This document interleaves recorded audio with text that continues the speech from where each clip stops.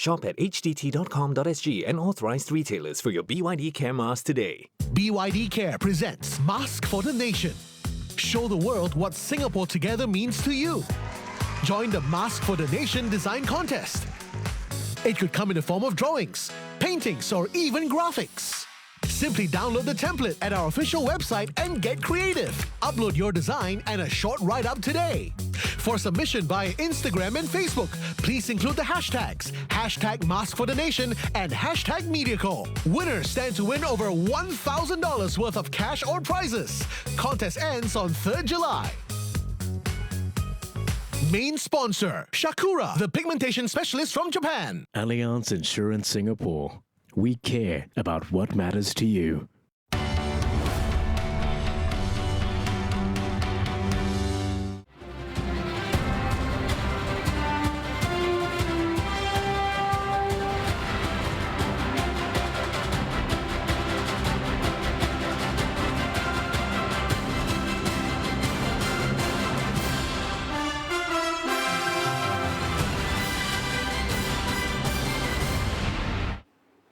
This is Singapore Tonight for Nomination Day, Tuesday, 30th of June. I'm Steve Lai. And I'm Glenda Chong, and here are your top stories. The stage is set for Singapore's general election. The People's Action Party is plotting its strategy to get a strong mandate, while the Opposition Workers' Party says it's no pushover.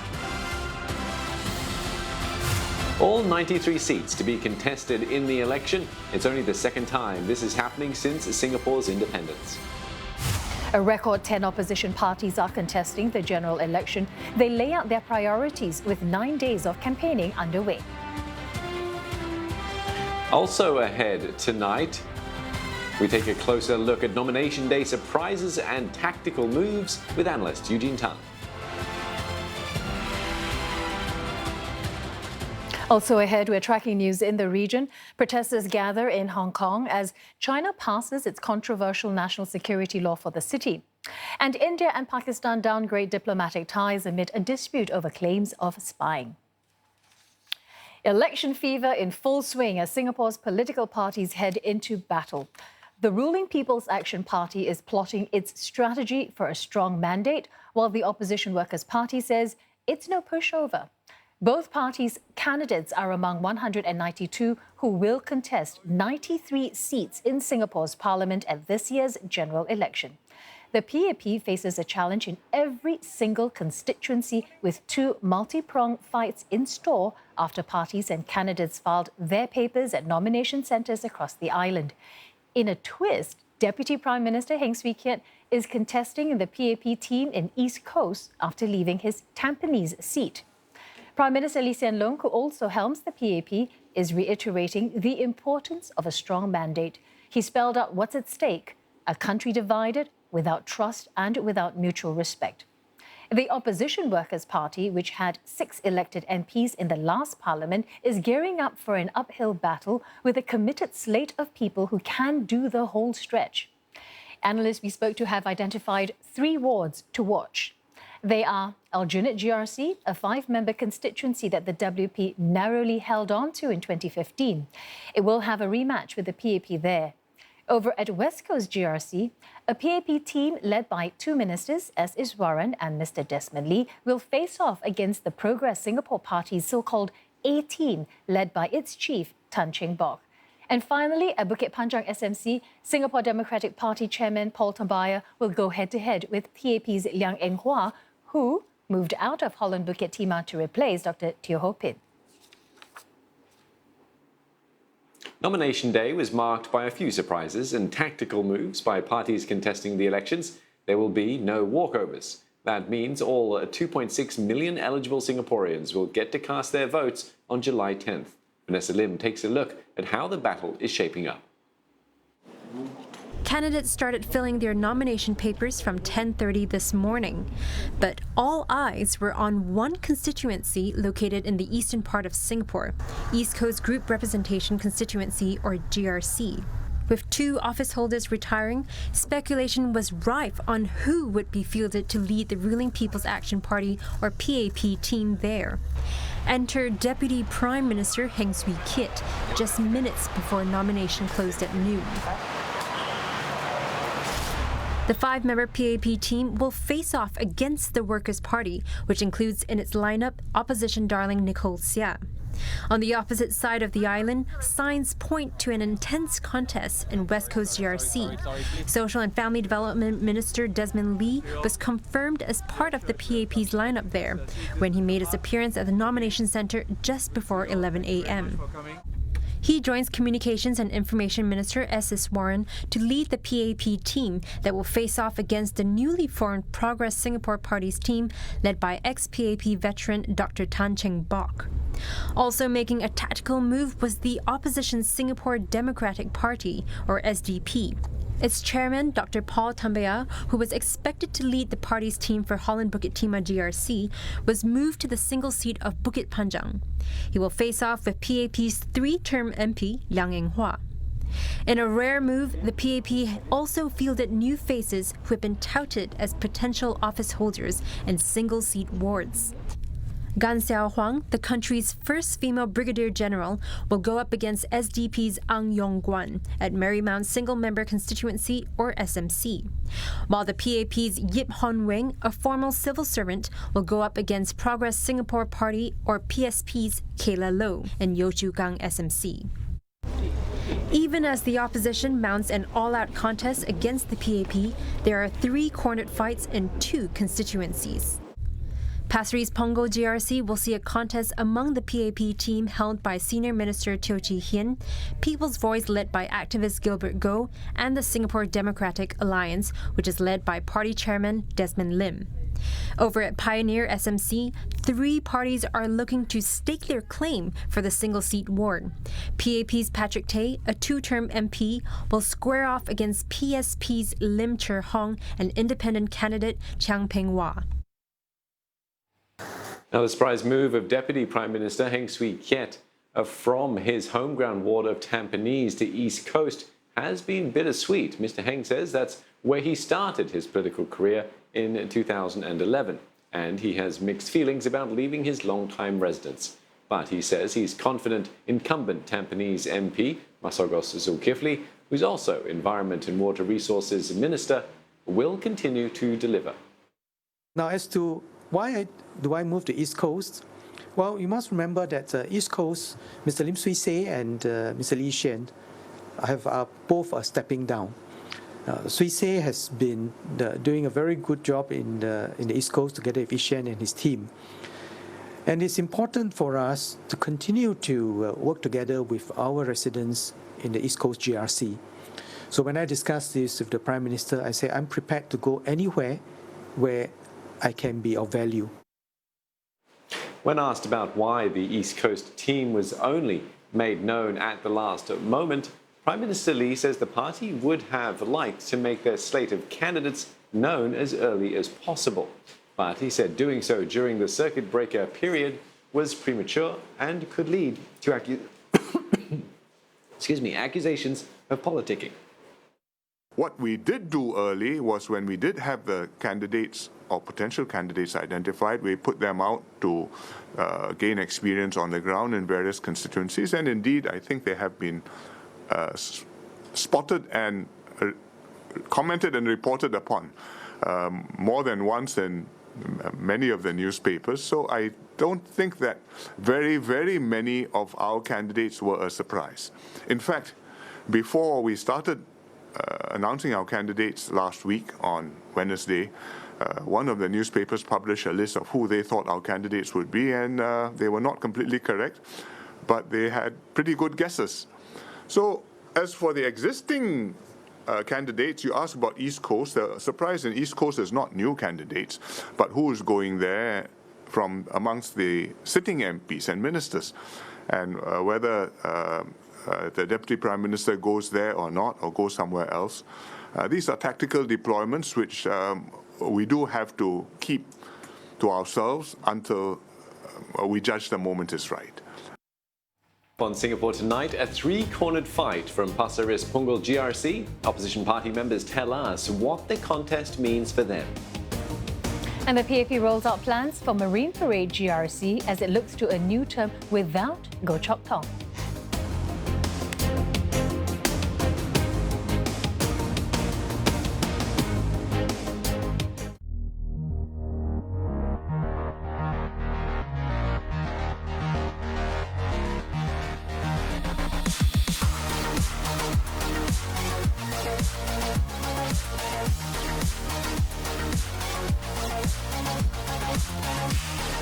This is our first ever Audi live show, where we present exciting content from the world of Audi.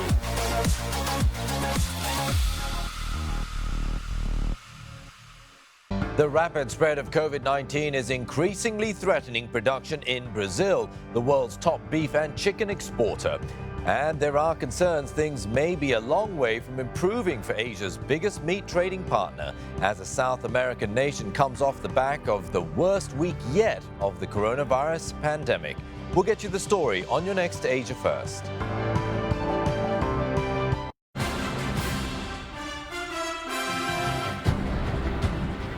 10th July is polling day. Political parties fielding 6 candidates or more in this election will deliver their party political broadcasts in 4 languages on television and radio. The first party political broadcast in English will be aired on Thursday at 9 p.m. on CNA.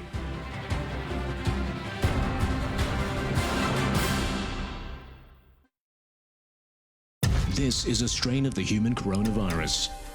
It can survive on your walls. Nippon Paint Virus Guard, a breakthrough in paint technology, specially formulated with copper ions. When the virus lands on the wall, copper ions from within the paint help destroy the virus membrane.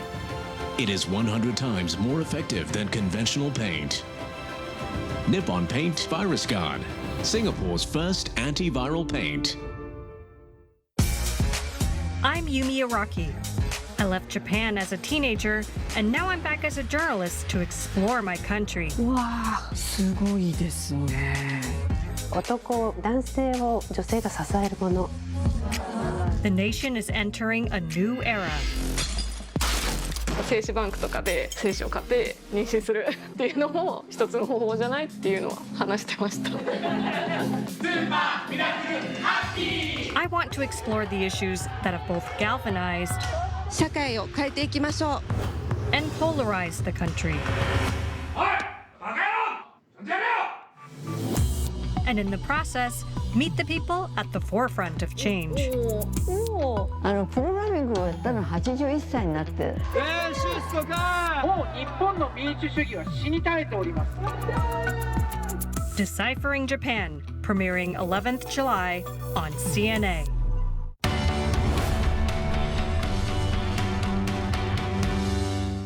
This segment is brought to you by Xeon Corporation.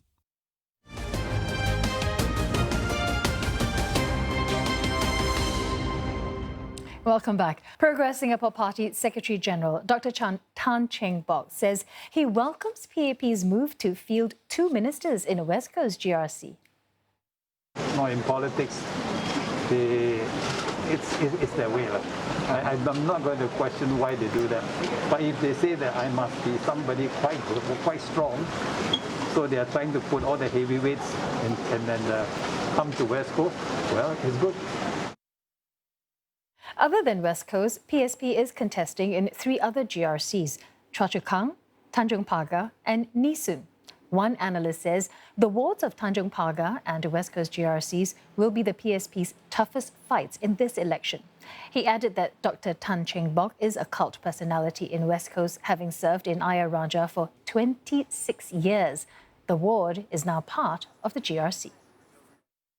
Some of the older folks would probably remember him as a very capable leader, reliable leader, trustworthy leader, and they might, give him the same kind of support this time around.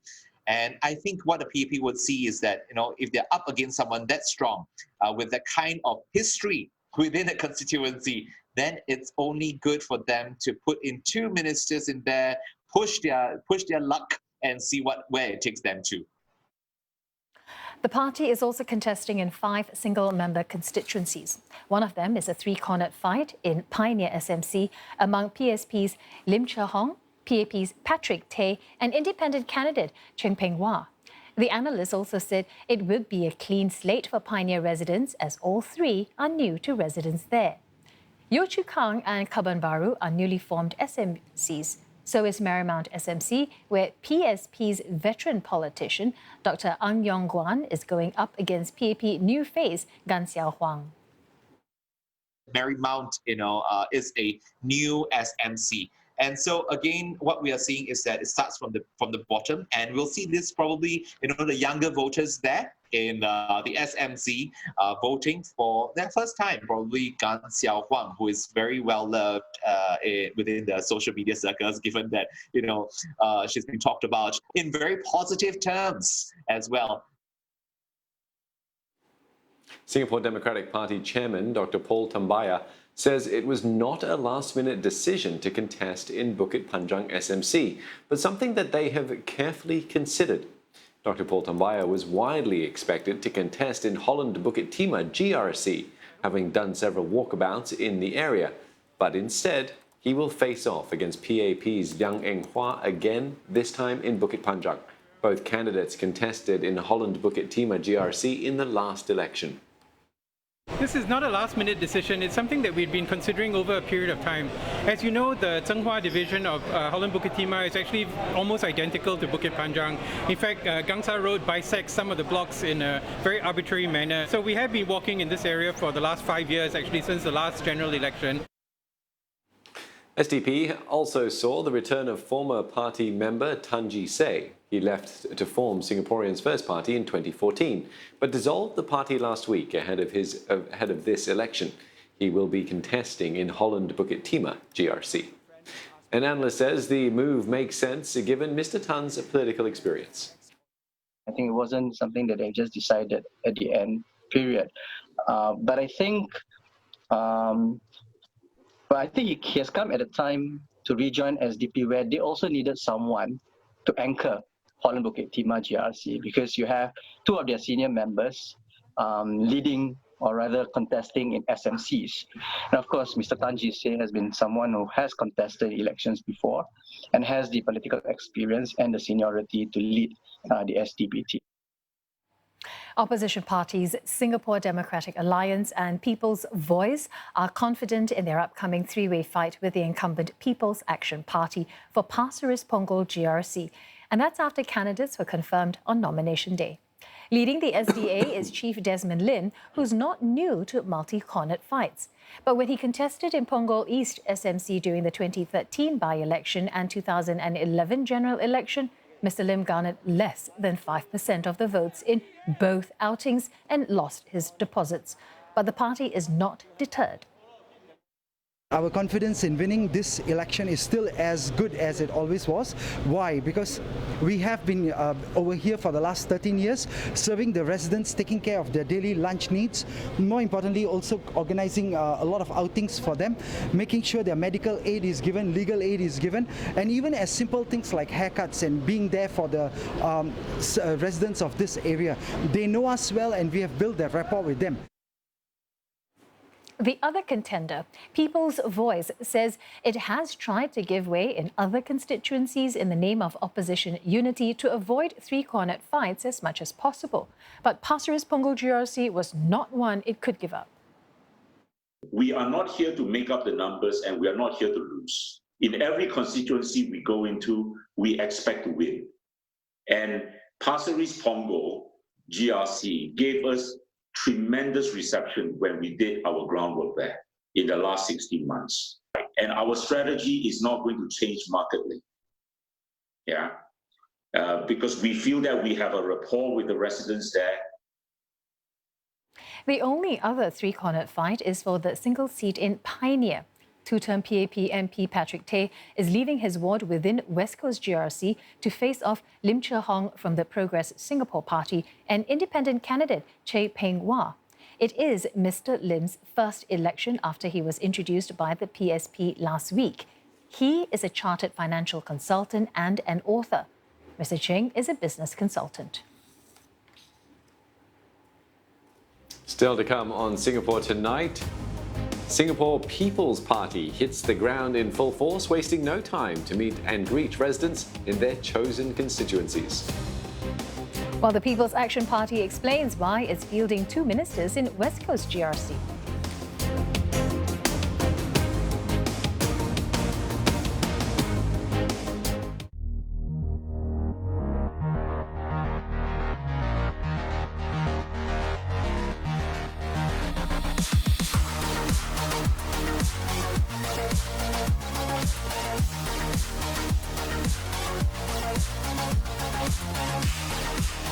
is our first ever Audi live show, where we present exciting content from the world of Audi.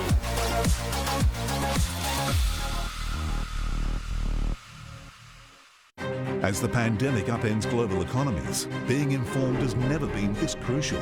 Stay ahead with the latest business developments in Asia. Track the financial activities taking place, monitor trade performance, analyse stock market trends, and understand the impact on the global economy and the road to recovery. Start your day with an accurate view into the world of business. Asia Business on Asia First CMA. Brought to you by Cisco. Collaborate securely with WebEx.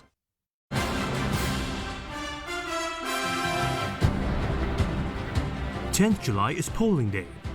Political parties fielding 6 candidates or more in this election will deliver their party political broadcast in 4 languages on television and radio.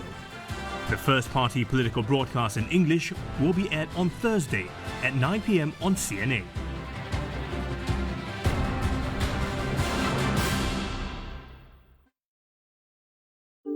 Singapore is in phase 2 of reopening.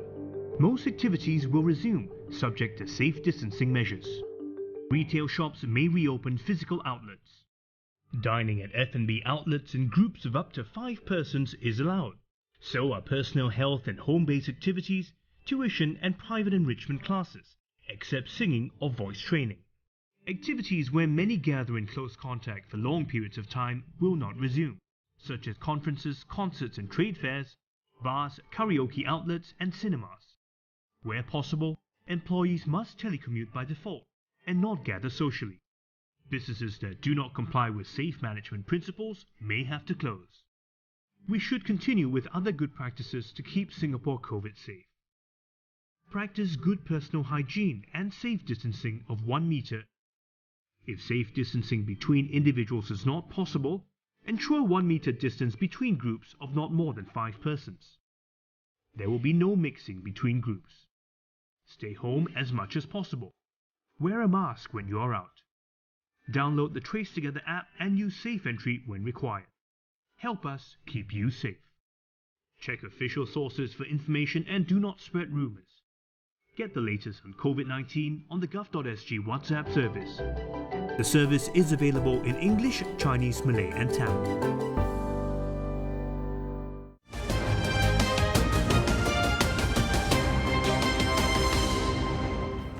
Welcome back to Singapore Tonight, our top stories this evening. Election fever in full swing as Singapore's political parties head into battle. The ruling People's Action Party says it's plotting a strategy for a strong mandate, while the opposition Workers' Party says it's no pushover. Both parties' candidates are among 192 who will contest 93 seats in Singapore's parliament at this year's general election. And for more insights, we're joined by Associate Professor Eugene Tan from the School of Law at Singapore Management University. Professor Tan, so what stood out for you about the final candidate lineup, starting with the P.B.B camp? What are the possible reasons for these moves, and what do they show about the P.B.B's priorities in this election?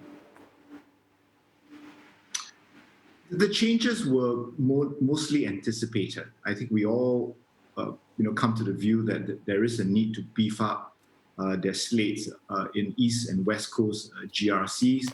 But of course, the question until this morning was, who would be stepping up? But the standout surprise, I think clearly is, Deputy Prime Minister Heng Swee Keat leaving Tampines GRC, where he has contested since he entered politics in 2011, to move to East Coast GRC to helm the P.B.B team there. So that's one surprise. Wipe out in this general election, particularly in light of their party stalwarts like Mr. Lau Tia Kiang not contesting, right? And I think for this, if you look at the P.B.B lineup in East Coast, I think that exemplifies it. And then finally, for where it comes to Progress Singapore Party, I think they are determined, to stop the PSP challenge in a very clear and determined way, right? So never mind that this is PSP's first electoral outing. They know that this is a challenge, that they shouldn't take lightly, and I think it bears it out in their lineups, particularly in West Coast GRC. So with that in mind then, Eugene, what stood out for you from the opposition camp? So you mentioned the West Coast and the East Coast. Are any other moves that perhaps got your attention?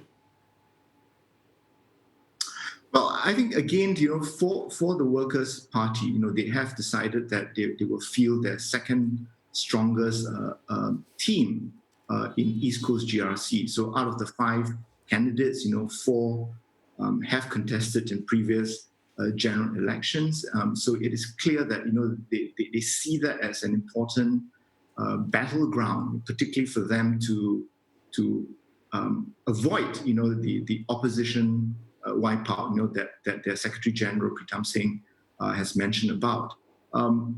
If you think about the West Coast, no surprises there. It's ready to see the PAP's reaction.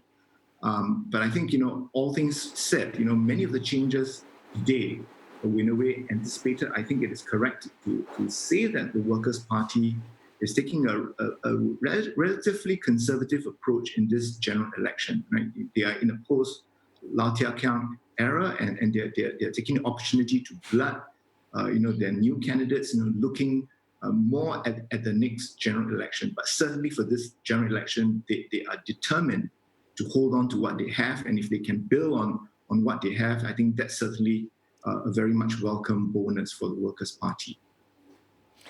So based on the final lineups, which constituencies are likely to be hotly contested, are likely to be keenly watched, and why do you think that's the case? I think hotly contested, I would put Aljunied, right, where the Workers' Party, won by less than 1% in 2015.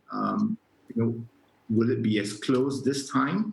There was a recount, in 2015. That to me, would be a very hotly contested seat.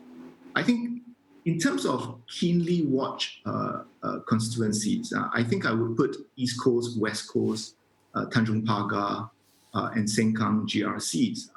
East Coast simply because the stakes have been increased, with the PAP fielding Deputy Prime Minister Heng Swee Keat in that particular constituency, up against, a Workers' Party second best team, which relatively speaking is not as strong as their previous second best teams. So in East Coast, we're looking at the sort of victory margin, that a PAP team, led by the Prime Minister in waiting, how they will do, I think will be keenly watched. In West Coast, because they're coming under the challenge of Dr. Tan Cheng Bok's Progress Singapore Party. Again, the PAP has beefed up their slate, moving Minister Desmond Lee to that constituency, and I think they want to ensure that they are able to deal with any challenge, right? So we don't know how keen a challenge West Coast will be, because the PAP has a significant advantage. They won close to 79% of the vote, in 2015, but this is the first time in a long while that the PAP will face a serious challenge from another opposition party, and the voters, will perhaps, think that they do have a real choice. Tanjung Pagar, well, because the PSP is also contesting there, it is also the seat of former Prime Minister Lee Kuan Yew. We can expect PSP member Mr. Lee Hsien Yang, to feature, in the campaign, in PSP in general, but perhaps, paying particular attention to Tanjung Pagar. And lastly, Sengkang, again, another PAP-WP matchup, but here, we have perhaps the weakest WP lineup, against a PAP lineup. There's 3 of the 4 candidates being office holders. And again, we are looking at the sort of victory margin, how the PAP 4G leaders deal with the contest, in a new seat. Eugene, there are 2 three-cornered fights, one in Pioneer SMC and another in Pasir Ris Punggol GRC. One involves an independent. Your thoughts on how the opposition seem to have sort of stayed away from conflicting or fighting with each other? Well, I think the opposition knows that, in a 3-way fight, it is not going to benefit the opposition at all. And so, it's no surprise that we only have 2, one involving, an independent in Pioneer SMC. But I think when you look at these 2-3-way fights, my sense is that on paper, they will be 3-way fights, but in substance, it will be between the PAP and the PSP in Pioneer. Patrick Tay against Lim Chee Hong from the PSP. The independent, Chia Ping Wan, I don't think he will make, an impression. But when you look at Pasir Ris Punggol, the SDA has been contesting there since 2006. And people's voice, coming in, it remains to be seen the sort of impact they would have. But I would still take the view that voters, would likely regard, the SDA as being loyal and consistent, to them, in offering voters there a choice, and so I wouldn't be surprised, if people's voice were to finish third and to lose their election deposit. I think voters are going to put their votes, behind the opposition party that they feel is stronger or they take to be more deserving of their support. Prof. Tan, we've heard several PAP leaders ask the people for a strong mandate in recent days. And Prime Minister Lee today said that a strong mandate can also be measured qualitatively and not just by the numbers. So how would you define a strong mandate? Let's listen to what he had to say first. So how would you define a strong mandate then? I think here, certainly we are looking at, the fact that, Mr. Lee Hsien Loong, used the word resounding victory. Certainly the quantitative element, how many seats, the popular vote share will still be important indicators. But I think he also spoke about the need, for this to be a good, clean contest, right? Where people will contest on the basis, or parties will contest on the basis of ideas, proposals, right? Rather than going into, character assassination and those sort of things. So I think all parties, right, including the ruling party, will have to keep to this tenor, right? And the ruling party will have to set the tone, right? And Mr. Lee has indicated that would be the case. I think here, when we're talking about, a strong mandate, it is clear that the PAP seeks, a resounding victory. And I think when you look at how they have lined up their teams in the matchups against the Workers' Party as well as the Progress Singapore Party, they are not taking this election lightly. Notwithstanding, what people may say about, in times of crisis, voters tend to go with the tried and tested party. Here, they are not leaving anything to chance. And so when you talk about a 2/3 majority, something which PSP and Singapore Democratic Party have clearly come out, right, to say that, voters should deny the ruling party, of a 2/3 majority, meaning, that they should vote at least 32 opposition candidates into parliament. That's something which they're putting before the voters. The Workers' Party takes a more nuanced approach, arguing that a strong mandate can coexist, with more elected seats for the opposition. And in that sense, they're contesting only 21 seats this time, way below the threshold, 1/3 threshold of 31 seats.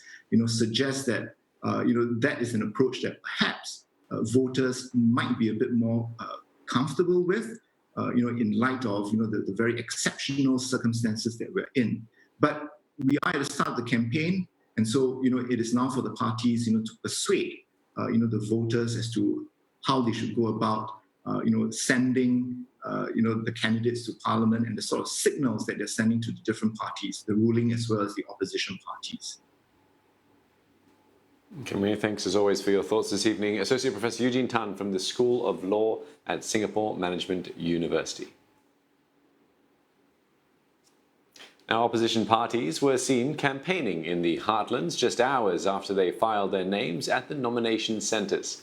The Singapore People's Party Bishan Toa Payoh team, led by Secretary General Steve Chia, gave out flyers at Toa Payoh Hub and greeted residents in the area. Meanwhile, Chairman Jose Raymond was also campaigning in Potong Pasir SMC, where he will go up against PAP candidate Sito Yee Pin. Mr. Raymond told CNA he's releasing a manifesto for the SMC tomorrow. It is going to be intense, and It is going to be a very hard-fought campaign, but I'm looking forward to it because I believe that the only people who will benefit from this would be the residents of Potong Pasir. That they have two really good candidates to choose from, and let them make up their mind, and then ultimately it's their decision. Incumbent MP for West Coast GRC S. Iswaran says the ruling People's Action Party decided to field a second minister in the GRC for this election because it has always had at least 2 ministers anchoring the constituency for the past 10 years. Mr. Iswaran was responding to a question during a news conference on why the PAP decided to send Social and Family Development Minister Desmond Lee to West Coast GRC.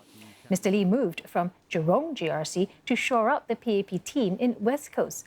Candidates for the constituency said they will leverage each other's strengths to look into the needs of residents.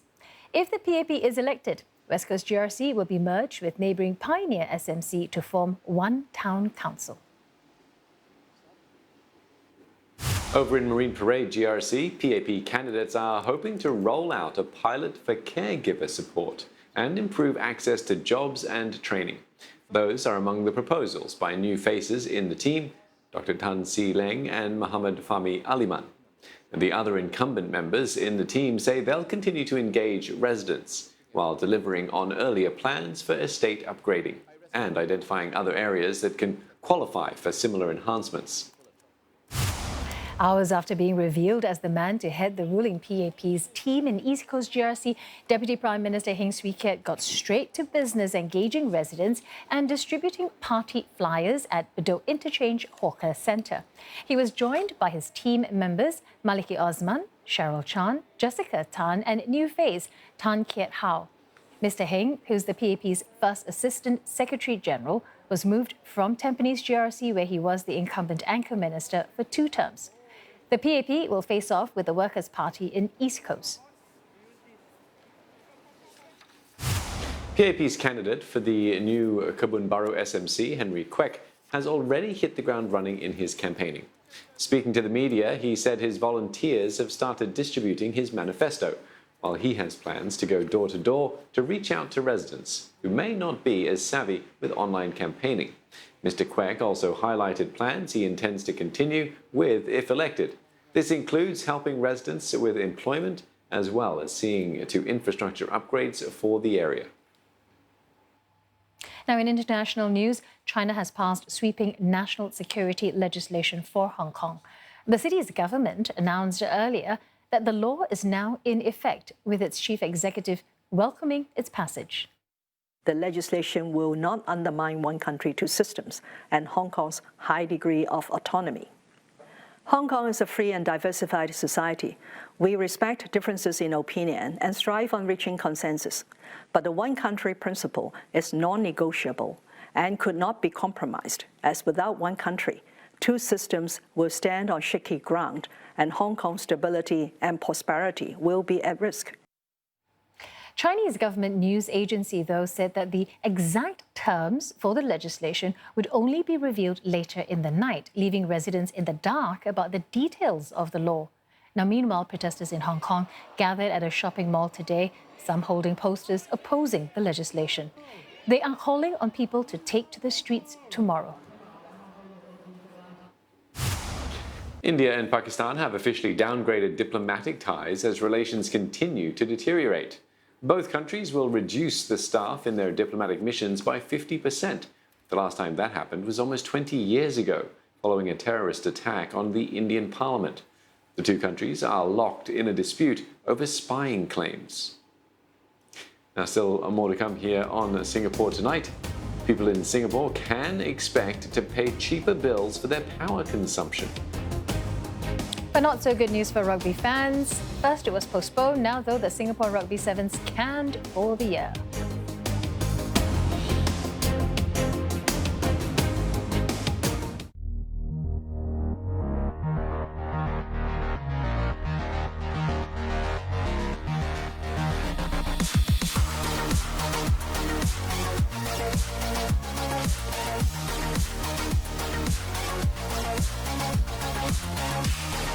This is our first ever Audi live show, where we present exciting content from the world of Audi.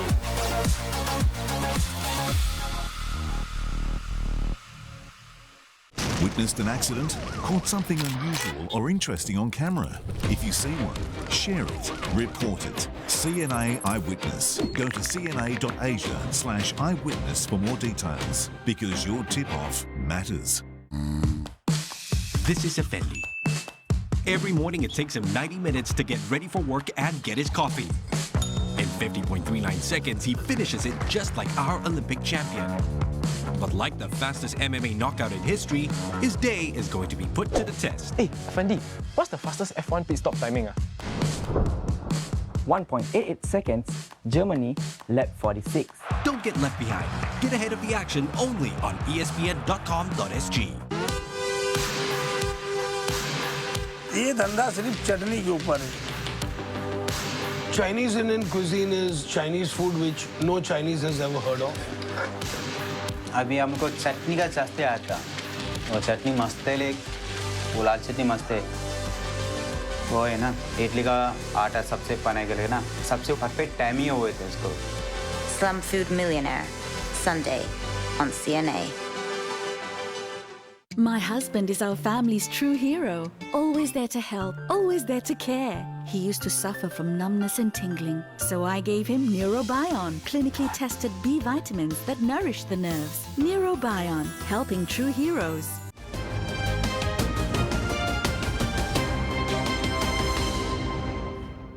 Households can look forward to cheaper electrical and gas bills in the next 3 months. Power tariffs are set to drop again, this time by an average of 15%. Gas prices will also drop by about 4%. This is because of lower energy and fuel costs compared to the previous quarter. Electricity for households will decrease to about 19 cents per kilowatt from about 23 cents previously. That means the monthly bill for families living in 4-room flats will drop by an average of $12. Gas prices will dip to around 16 cents per kilowatt hour from about 17 cents last quarter. Singapore has reported 246 new COVID-19 cases today, taking the total tally to over 43,900. There are 6 cases in the community, 3 are Singaporeans or permanent residents, and the rest are work pass holders. The vast majority of new cases are work permit holders staying in foreign worker dormitories. The Singapore Rugby Sevens, scheduled for October, is now cancelled due to the pandemic, along with the remaining rounds of the 2019-2020 series. Due to be held at the National Stadium, the Singapore leg was initially postponed in February, and those who have tickets can either get a refund or use them in the next series, scheduled in April 2021. New Zealand have been awarded both the men's and women's titles.